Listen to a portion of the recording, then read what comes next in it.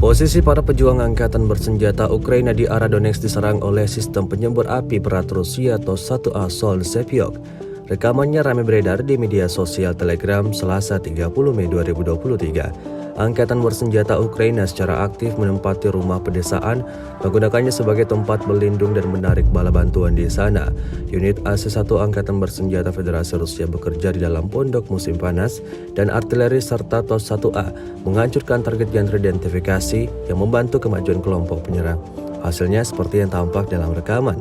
Ledakan-ledakan besar terjadi pada posisi yang ditargetkan, posisi Angkatan Bersenjata Ukraina.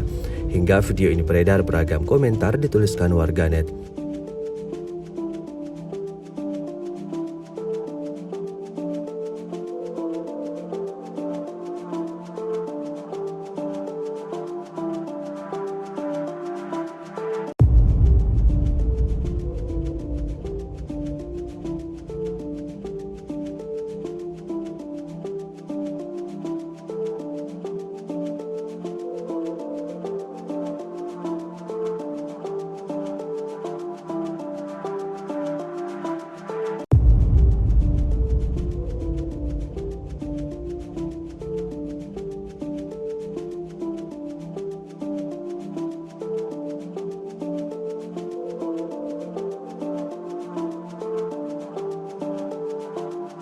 Rusia melaporkan secara total 429 pesawat Ukraina dan 235 helikopter, 4.371 kendaraan udara tak berawak, 424 sistem rudal anti pesawat dieliminir sejak awal operasi khusus.